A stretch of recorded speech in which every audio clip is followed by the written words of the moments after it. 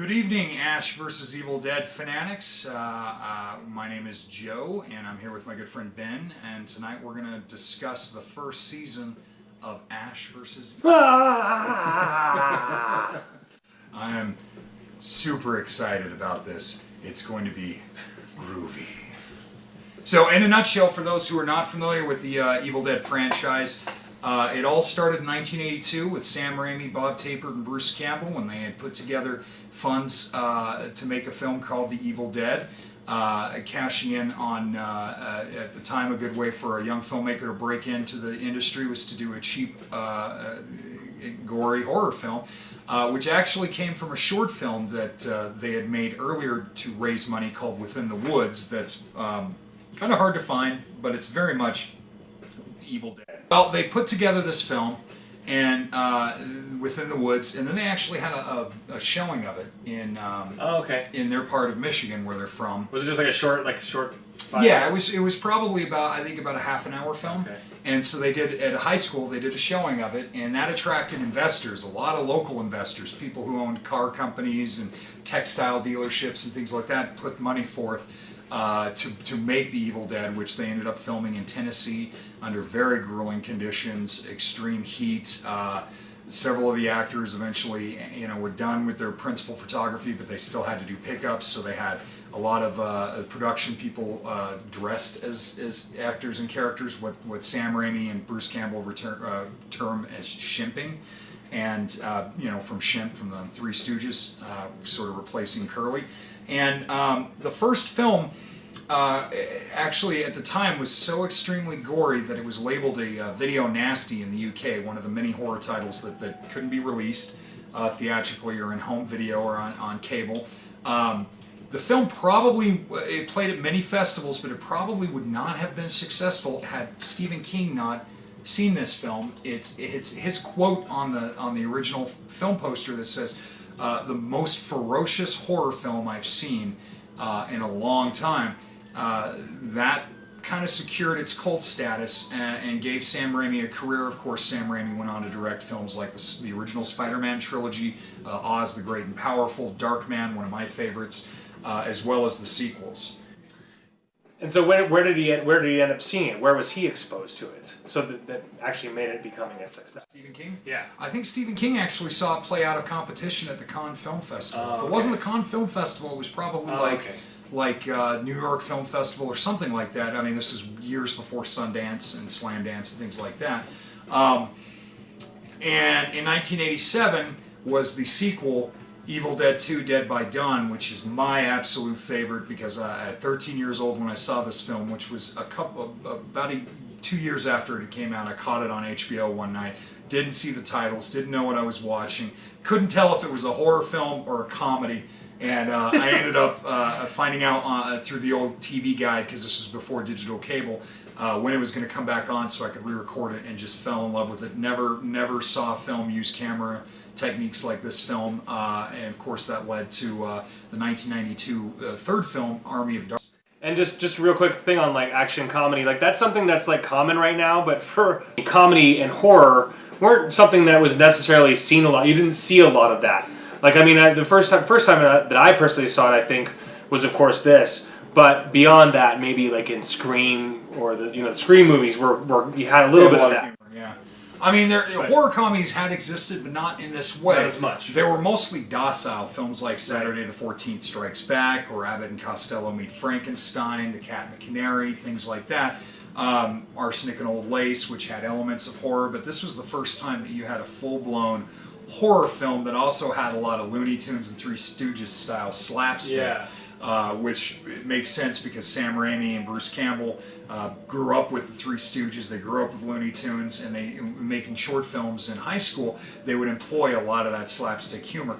And real quick, just to briefly touch on the story, The Evil Dead in itself, the three films, Evil Dead, Evil Dead 2, Dead by Dawn, and Army of Darkness, essentially are one film that take place over the course of 4 nights. In it, our hapless hero, Ash Williams, is in a cabin with some friends, and they accidentally, in the woods of Tennessee, even though the first film's the only film in Tennessee, Evil Dead 2 was filmed in Michigan, and Army of Darkness was filmed in Hollywood, and of course Ash vs. Evil Dead is filmed in New Zealand.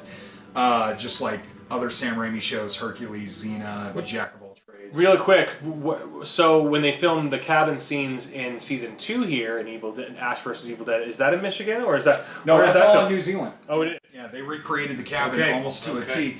The beautiful thing is, well, in the cabin in Evil Dead, it looks more like the cabin in Evil Dead 2, which is slightly different. It than the one in does. Evil It Dead. really does. But that's, they got a bigger budget. Even though Evil Dead and Evil Dead 2 are independent films, where Army of Darkness is not, it was from Universal Pictures, it definitely had a bigger budget. But essentially, Ash and his friends accidentally uncover a book called the Necronomicon Ex Mortis, also known as the Book of the Dead. And because they are silly kids, they accidentally unleash the Evil Dead. And basically, Ash, in a rare move for 80s horror films, usually the men aren't the survivors. Usually it's the females who are the survivors, like Nancy in the Elm Street movies, or Laurie in the Halloween movies, or the Hellraiser movies, things like that. So for Ash to be a hero, it was kind of a different thing, because Ripley in the Alien movies, things like that. But basically, Ash has to fight off these demons almost by himself. He gets thrown back in time, which is the third film, where he comes back, and now Ash vs. Evil Dead is set 23 years later, where because of this 4-day experience of dealing with demons in the woods, having to kill his possessed friends and his girlfriend, and getting thrown back in time to the Dark Ages or the Middle Ages to fight these demons, it's kind of left him in a state of arrested development where he's a middle-aged teenager essentially. I actually love it how we haven't seen him in like 20 years, so he's been absolutely doing nothing during that time. This character has been just in his trailer and asking his neighbors to clean out his trash for him, or his latrine, or whatever you want to call it. One of the funniest things for me about this series is that Ash isn't the only reoccurring character. His Oldsmobile is also. Oh, and by the way, this is the same Oldsmobile. It is the same. It's not the It's same. the exact. car. No, it is. Sam Raimi has kept this thing. It's Sam Raimi's car, and as the legend has it, according to Bruce Campbell in his book, "If Chins Could Kill: Confessions of a B-Movie Star," which is a terrific read. Bruce Campbell states that the reason why Sam Raimi uses this car is not just out of practicality when needing a vehicle, but it's sentimental value. It's the car apparently he lost his virginity in. Wow. But this Oldsmobile is as much a star as any of the actors Sam's put in his movies, because the Oldsmobile is in The Evil Dead, it's in Crime Wave, it's in Evil Dead 2 Dead by Dawn, it's in Darkman, it's in Army of Darkness, it's in the Spider-Man films, it's Uncle Ben's car, it's in A Simple Plan. I forgot that it was in there. So it was in the first 2 Spider-Man, or all three Spider-Man. It's in For Love of the Game, it's in A Simple Plan, and it's in The Gift, and it's also in Drag Me to Hell. The only Sam Raimi movies it's not in is The Quick and the Dead, because it's a Western, and it's not in Oz the Great and Powerful either, obviously. So, kind of an interesting side note, the Oldsmobile is a celebrity. It actually makes me. It does. This car reminds me of something that would actually appear in Phantasm, like just because of the same time period and everything. So especially since like the scenes that you see it in the original film. And Phantasm is another series we're going to have to touch on. Because I have all 5 movies, and I have been in love with Phantasm as long as I've been in love with Evil Dead, which is a very long time. I'm dating myself right now, but I don't look it, so whatever. But going back to Ash vs. Evil Dead, in 2015, which was an exciting year for me, because 2015, first of all, it was the return of Star Wars in the big screen, as opposed to television shows. It was the return of Mad Max to the big screen, which Fury Road was one of the most exciting films of 2015 for me, and the return of Ash to television as opposed to films, which was fine, because everybody had been clamoring for more Ash taking on Evil Dead. And the fact that Sam Raimi directed the hour-long pilot was just perfect. It's the first thing he's directed since 2013's Oz the Great and Powerful. He hasn't directed anything since, so I'm waiting for his next great masterpiece. Come on, buddy. The Coen brothers have gotten 3 movies up on you, man. You need to catch up. You guys were always competitive, because in case you don't know this, Sam Raimi and the Coen brothers are friends. Joel Coen was the editor of The Evil Dead. I didn't even know that. Wow. The Coen brothers co-wrote Crime Wave with Sam Raimi. Sam Raimi co-wrote The Hudsucker Proxy with them, and also has a cameo in Miller's Crossing. Bruce Campbell's in the Hudsucker. That's one of my Proxy. favorite Coen Brothers films. If you haven't seen the Hudsucker Proxy, it's absolutely brilliant. I didn't know that Sam helped. He helped to write that, or did he work on it? What? Yeah, he was one of the writers. Okay, in that film. that's cool. I didn't know In that. fact, the term Hudsucker comes from their from Sam Raimi's second film, Crime Wave, that the Coen Brothers co-wrote. Hudsucker is the name of a penitentiary. Hudsucker Industries. That's what I always say. Hudsucker. And would an idiot make this? You know, for kids. Seriously, it's like Hudsucker Proxy. It's so good. To quick divert, we're so not going to good. tell you all Yeah, about it, but it's a nice throwback to So good. sort of Howard Hawks and I'm trying to think of the other director that the Coen Brothers and Sam Raimi love. A lot of rapid fire dialogue. You should really see it. It's a good whimsical comedy. They all, for a while, and just another quick side note because it's kind of interesting, there was a time when Sam Raimi, Bruce Campbell, Bob Tapert, the Coen Brothers, they were all struggling and up-and-coming filmmakers and writers and producers and actors. They all actually shared a house with, believe it or not, Frances McDormand, who would later go on to marry Joel Coen and win an Oscar for Fargo, as well as last year's 3 Billboards. They also lived with Holly Hunter, who was in or not Blood Simple, but Raising Arizona, Yes. and Oh Brother Where Art Thou for the Coens, and Kathy Bates as well. They all lived in this house together in California, trying to etch out a living, and from that came. Sam had already done Evil Dead. The Coens were working on Blood Simple. Sam was working on Crime Wave. And it's just really cool that their careers are paralleled. For instance, when Billy Bob Thornton was in A Simple Plan, when he was cast for, when the Coen Brothers were making Oh Brother Where Art Thou, it was Billy Bob who recommended some of the locations, who then they recommended those locations back to Sam Raimi for the gift. It's all like sort of incestuous, and I love that about these guys. But it was so good to see Sam Raimi step behind the camera for an Evil Dead pilot, and I was worried when I first heard it coming back to the air, how involved would Sam Raimi be? Right. Would he only write an episode? Would he just be a producer? And to see that he was involved with the like directing the pilot episode, just... Has he directed any of them since? And it seems like he hasn't. Okay. He's only directed the pilot. He's still very much involved in the production as a producer. I think if any of the scripts are what he would consider blasphemous or just not, I'm sure he gets a say in that, like the direction of the show. Right. No, Ash wouldn't do this. As much as Bruce Campbell, because Bruce Campbell's also a producer on the show, so he has a lot of say in it too, which is good. Because I have to say this for Bruce Campbell. The man is vastly underrated. He is more of a physical. He is a physical comedian that I think is even further than Jim Carrey. I think he's more closer to the Jackie Chan, Buster Keaton style of slapstick and Three Stooges style of slapstick comedy. And I think that only Bruce Campbell could do some of the stuff that you see in these Evil Dead movies that are so disgusting and degrading to a lot of other actors. He's the only guy who can do it and not have his career tarnished by it. Like we were saying before about how he's up some demon's butt or whatever, and Joe's actually just telling me he's the guy who can hold his. He's the only one who could actually still have dignity while doing that. No one else would have been able to pull it off. And Bruce Campbell, I think, over the years has established himself as a really good character actor, appearing in multiple movies and television shows. I mean, he's been on The X-Files, he's been on Law and Order, he's been on American Gothic, he was semi-regular on Xena, Jack of all trades, Briscoe County Jr., Burn Notice. So to see him back in the saddle as Ash, it made me feel like I was 13 years old again watching that pilot episode for Ash vs. Evil Dead. Just made me feel like I was 13 again, watching something late at night, hoping my mom doesn't hear what I'm watching and go, "What are you watching? Turn that off!" Because I mean, it's just such a disgusting, bloody, funny show. Ash is one of my favorite characters. I love that he's stuck in sort of a state of arrested development where he's still got attitudes of a macho type of guy from the early 80s, which we have moved so far. We hope we've moved far beyond, but at the same time, it's one of his lovable qualities, I think. And the writing on this show is just...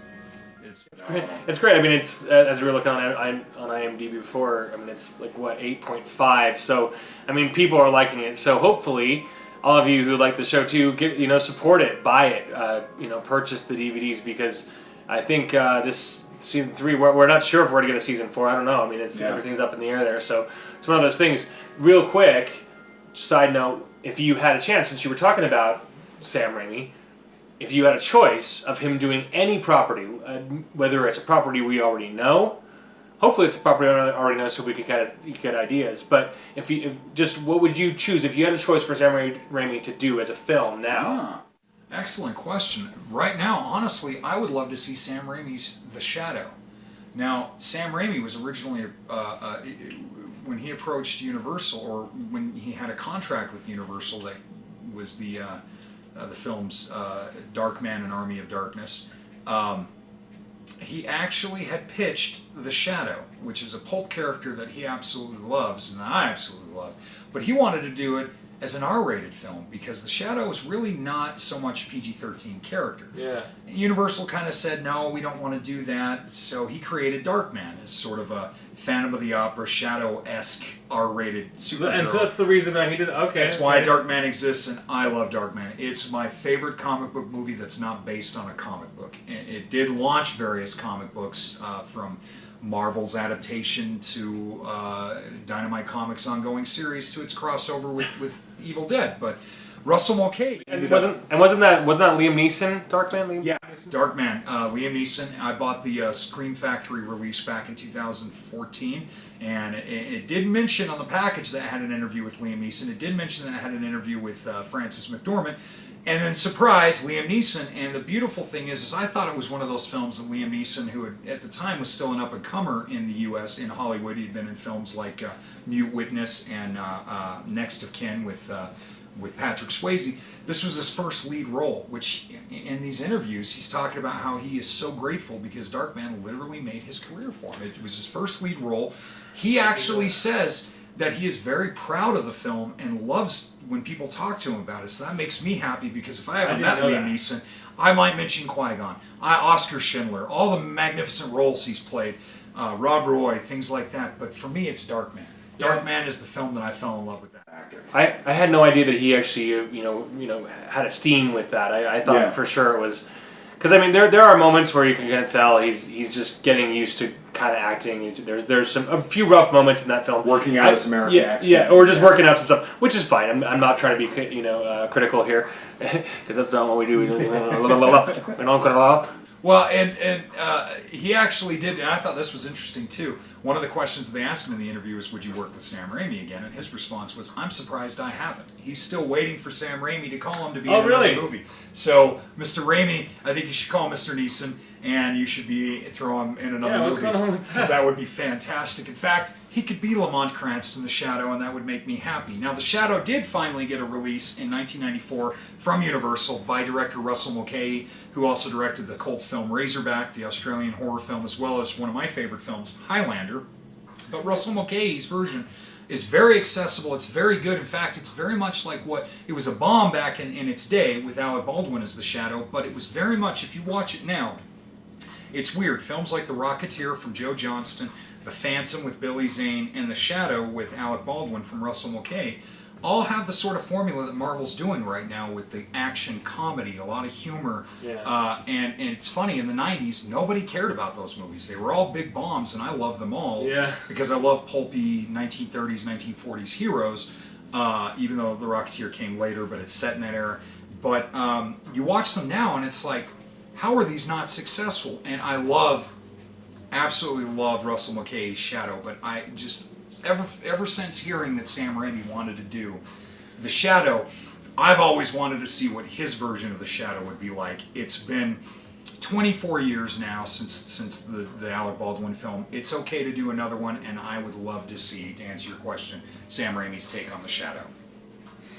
One of my favorite characters of all time. Get back to that. If we're lucky, if the Ash vs. Evil Dead series at least goes the intended length that they want, which I have no idea how long that's going to be, maybe Sam Raimi will finally do the fourth Evil Dead film. Maybe Ash vs. Evil Dead will lead to a movie. Yeah. The rumor is, before Ash vs. Evil Dead came out, there was the 2013 quote-unquote remake of The Evil Dead, which I'm very leery of remakes of classic films. Most 80s horror films that have been remade, I'm just not a fan. Very few get them right. The remake of Evil Dead actually got it right. And the reason why I think they got it right is because they didn't state that it's necessarily a remake as much as it might be set in the same universe. And a post-credit sequence with Ash turning up almost says that it even though it's just a quick one-liner, it almost posits that it's in the same category or continuity. And so before Ash vs. Evil Dead came out, Bruce Campbell himself had talked about how he and Sam Raimi and the director of the Spanish director of the remake of Evil Dead and Bob Tapert, the producer, had all discussed a fourth Evil Dead film which has Mia, the survivor of the new Evil Dead, meet Ash, and the two fight the Deadites together. And if we're lucky, maybe Ash vs. Evil Dead, the series, will lead to that. That would make me happy. It sure seems that way. It seems like that it could surely use it. I mean, there are a lot of Ash vs. Evil Dead or there's a lot of Ash fans out there. It's like a lot of it's like Deadites. just a lot of Deadite heads, a lot of Deadheadites. Not to be confused with Jerry Garcia. But honestly, like, I mean, maybe the theater is what it needs. Maybe it needs to be put in the theater or something so that people will actually pay for it. So I don't know. Well, with the third season currently starting or airing on Starz, they're 4 episodes in, we're actually going to kind of briefly recap the first 2 seasons and why we love this show. But I do want to stress, obviously, spoilers for those who haven't seen, watch the first 2 seasons, then come back and watch this episode, tell us what you think. But it's actually doing really well with critics. It's not doing so well in the ratings, and it's because when Ash vs. Evil Dead airs, it is the most downloaded program on the internet, which one part of me understands. More than Game of Thrones? More than Game of Thrones. Wow. Part of me understands this, but at the same time, I feel like it's important to show your support. If you don't want to subscribe to Starz, then by all means, please, please, please do what I've done and purchase these fantastic Blu-rays. Look at this lenticular cover, steelbook, great artwork, loads of supplemental material, makes it all worthwhile. It's part of the reason why the third season started so late. It should have started in October, but Starz was very on the fence. Yes, critics love it. Yes, it has a fan base, but we're just not getting the ratings because everybody's downloading it instead of tuning in. And if that doesn't change, we may not get a 4th season, and that's really sad to me because I think this is one of the freshest, most exciting, visceral, comedic television shows ever. I don't think there's ever been a gory horror comedy on television like this before. Yeah, I don't think so either. As we said before, and I must reiterate, it's a relatively new concept, or that people are actually swallowing. You know, I mean, it's a funny thing. Like, you're taking a dirt nap. Well, one of the things I love about the show too is how graphic it is because it's so over the top in its sexuality and its violence and its language and its slight misogyny and its slight racism that you can't take any of it seriously. I mean, even characters on the show have acknowledged that he's a bit of a racist, but it doesn't offend them because that's just Ash. And when this man saves you from the Deadites, I don't really think you care anymore what kind of guy he is. Yeah. But I love how it picks up the show 23 years later. He's no longer working at S-Mart, but he's working at a store that's very similar. In most all likelihood, the S-Mart was just bought out and given a different name, probably because Universal still owns the rights to Army of Darkness. And at the time of the first 2 seasons, they couldn't really make any references to Army of Darkness because they hadn't reached a financial agreement with Universal. Universal still making money, constantly re-releasing Army of Darkness in various different formats and special editions and things. They obviously wanted more money, but since Ash vs. Evil Dead was successful enough, they were able to casually mention it in the 2nd season, and they will be touching on it in this season. So just real quick, just to reiterate there, so who has the rights to all the other Evil Dead movies then? Right now, good thing to mention that. Right now, the first Evil Dead is been licensed from Anchor Bay probably since about 1998. I think 98. Anchor Bay has been the guys who have taken over and done various releases. This is one of many releases that they've got on DVD and Blu-ray. And then, oddly enough, Lionsgate now has Evil Dead 2, Dead by Dawn. And Lionsgate's all right. This is a good collection, but you know, with Universal doing all their deals with Scream Factory, you get this super deluxe edition of Army of Darkness, which has 4 cuts of the film. Count them: 1, 2, 3, 4. You got the theatrical version, You got the director's cut, which originally, when I saw the director's cut, for me that was the version because I typically go with the director's cut. It's their vision. However, Ash vs. Evil Dead kind of negates that. There's also the international cut, and believe it or not, the family-friendly TV cut, plus loads of special features and good artwork by Paul Schipper here. So they're all owned by different companies, which is kind of why Every single film is owned by a different. with Anchor, well, at least for distribution. I mean, Army of Darkness is a Universal property. The other films, Anchor Bay has rights until those rights expire, and they can either renew them or another company will step in and take it and distribute it. I think that because Anchor Bay and Lionsgate aren't as big as Universal, they were obviously able to afford to get footage because there's a lot of flashback footage from the first two movies in the first two seasons of Ash vs. Evil Dead. And I like how the new series also introduces us to new characters too. Yeah. New ongoing characters. It's no longer just going to be Ash. My favorite part of this show is Lucy Lawless. She's fantastic in this. Oh yeah. In this show, just really cool. Seeing her jump from in and out, like it's like one version of her gets, especially when they do the whole time travel thing.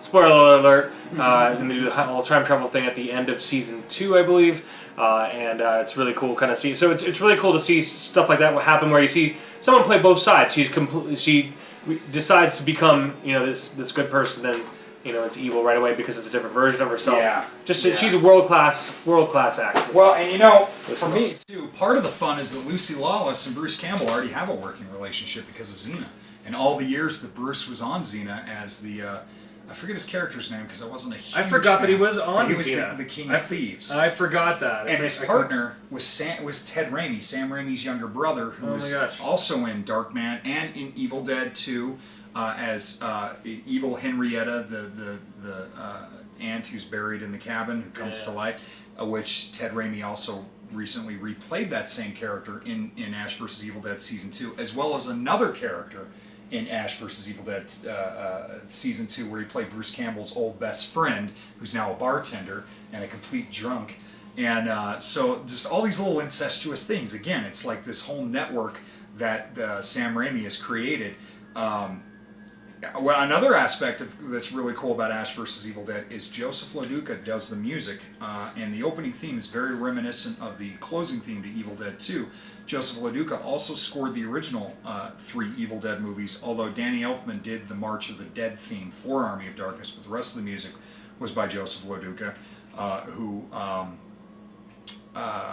Danny Elfman's also worked with Sam Raimi on Darkman and the Spider-Man movies and Oz the Great and Powerful, but Joseph LaDuca is the go-to guy for the Evil Dead music. He knows exactly how to make the music work for this show. It's brilliant. My favorite, one of my favorite parts of I think it was season 1. Someone's just walking by and they're whistling it. Yeah. It was just so great, so great. And on a side note, just this last year, we finally got a very first pressing ever of the actual Evil Dead 2 soundtrack by Joseph LaDuca. Comes in two types, colors of vinyl, and I was mistaken. I re-looked that up. The main vinyl you're going to get is actually Necronomicon brown. Oh, okay. I thought it was an ash color. I lucked out. I got the Oldsmobile yellow, which is the rare of the two. What color would you like to paint the kitchen, honey? Red or Necronomicon brown? I'm going to go with the Necronomicon Ex Mortis brown. It really brings out the blue in my eyes. I'd love to show you guys the back of this, but I'm not going to. It's not very family friendly. But this soundtrack, this vinyl, this music, a lot of the cues from this are actually music cues that Joseph LaDuca revisits in Ash vs. Evil Dead. So really, even though it's a television series, it feels like it's like an 18-hour film follow-up. It's fantastic. And I've been waiting, years for this. Dream come true. And I do love the dynamic of the Hefe. Yes, how he's known as the Hefe. Yeah, it's so great. And I love the, is it Ray Santiago? Yeah. Yeah, he's great. Pablo, it's fantastic. Pablo is fantastic. And Kelly Maxwell. Oh man, I'm sure. What's her name in real life? Dana De Lorenza. As Kelly, I'm sure she is probably so sick and tired of hearing how gorgeous she is, but she really is. She really is. And one of my favorite things too about this show is just the level of humor. Like, in the first or second episode where Ash has to kill Kelly's parents, or mom. Yeah, mom kills the dad, but she has to kill the mom. Ash has to kill the mom because she's possessed by a deadite, and he digs graves for him and builds crosses, and she's like, they were Jewish, and he's like, oh, I didn't know that. If I'd known that, I would have made these stupid crosses. It just really irreverent humor like that just makes me laugh. But I mean, look at how good Bruce looks. But a lot of people would. I mean, it's for some reason they get away with it on this show specifically, and with him, with the way he says it. Like a lot of shows, just you would never be able to get away with these things. They would never be able to. It would just never happen. Yeah, I think even on a network like HBO, I think Starz has actually out HBO on its level of content. Maybe not in its complexity, because Ash vs. Evil Dead certainly isn't the most complex show on television, but it shouldn't be. It doesn't have to be. That's not Evil Dead. But it's chock full of deep storytelling. There are a lot of different intertwining storylines. Yeah. Yeah. There was another character that they introduced in that first season. The sheriff, Amanda Fisher, played by Jill Marie Jones. I really liked her character. I thought at first she was, she's thinking that Ash, who's accident. By the way, let's set this up. Ash, in all his stupidity, still has the glorious stupidity, still has the Necronomicon Ex Mortis, and in an attempt to impress a woman in the first episode, so that they can, get down as they're getting high. He decides to read from the book. She mentions he likes poetry, so he's like, well, then you'll like this. And of course, he reads the incantation that brings the Evil Dead back, and now there's all these murders going on, and this police officer actually believes that Ash is just a serial killer, and she's a bit of a nemesis at first, even though she's not a bad guy. She's mistaken, and then eventually she joins Ash. Well, she accepts him really quickly because she sees, how it can be good, even though he's crazy. She was a really interesting and a really cool character, and I like when she finally understands Ash and what he's doing, and that he's not the bad guy. How they kind of bonded and actually got a flirtatious thing. Yeah. I thought she was going to be. I thought she was going to be a major character, and unfortunately, she only makes it through most of the first season. But she's well played. I really liked her character. And real quick, Jill Marie Jones, she was on Sleepy Hollow. So in case any of you have seen that show, it's actually great show. I've only seen the first season, but I loved the first season. There's a nice picture of her with Ray Santiago. Yeah. Very cool. This is a little behind the scenes photo right here. This is the scene where Ash, reminiscent of Evil Dead, of Army of Darkness. If you remember in Army of Darkness, good. Ash is in the cave. He's in the Middle Ages. He's been dropped in the well, not a cave, but a well with the Deadite. And the wise man in this group of people throws him down his chainsaw, and Ash jumps in the air and just clink. And I remember when I saw that opening night in the theater, there was maybe 13 people in the audience, including me and my two friends, Derek and Frank, and everybody applauded. We were just so like, good. Yes! Same thing happened in the first episode when Ash jumps for his chainsaw that Pablo throws, and it just does the whole, and you just, I lost my mind. It was so ridiculously over the top. It was awesome. It was kind of cool to get this behind the scenes shot, to see how they do it. Of course, he would be on wires. It's not like Bruce Campbell's going to actually go flying through the air, but it just really captured the heart of this show for me. It's just the silly absurdness of comedy, action, horror thrown together in a weird amalgam. And it's like a sword and shield. It's shotgun and chainsaw. It's like, and someone could have easily have made something like this back in the 80s and have it have been a total bomb but because Bruce Campbell is the way he is, he made everything work and made it all just be awesome. And I mean, after seeing this guy do what he does, it's like, I kind of want to chop my hand off and put on a chainsaw. Yeah. And I like the fact that in Army of Darkness, he actually gets a metallic hand, like an old school steampunk type of metallic hand. And you wonder, where is that hand in this? He's got this sort of wood hand, mahogany. Yeah. But he eventually gets an uber robot hand that Pablo makes for him, which I thought was cool, which is also in this action figure, if you can see it right there.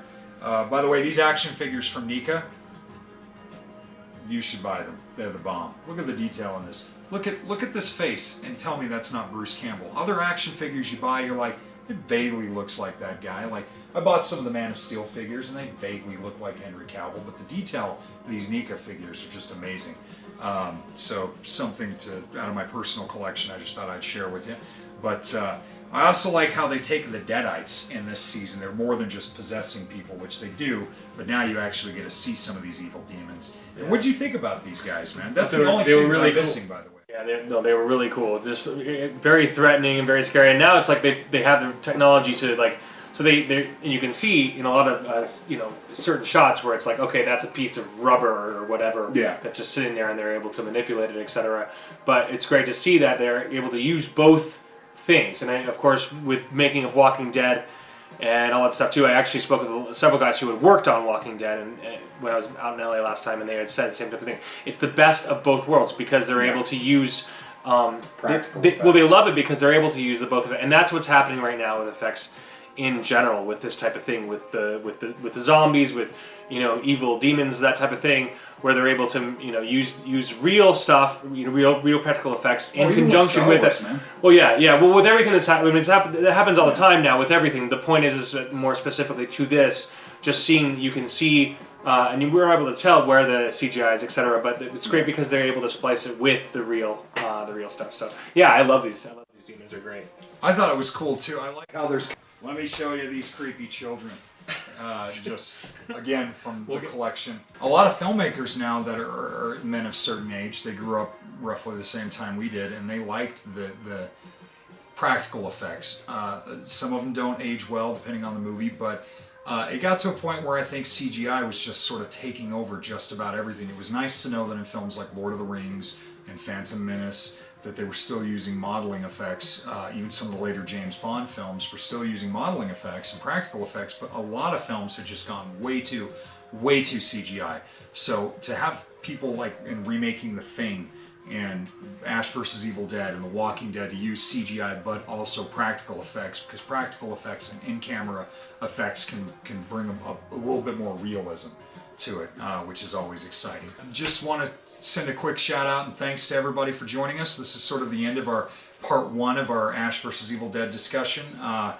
Please let us know if you'd like to see more, or just tune in. We're going to do a second part, and then eventually Ben and I are going to do a breakdown of the original 3 films and probably the remake as well, and we hope you join us for that. And we're going to be continuously, we'll be doing this season, this third season. There's like, what, 4 or how many episodes are There'll left? be 10, so there's 6 left. 6 left. And please like and subscribe.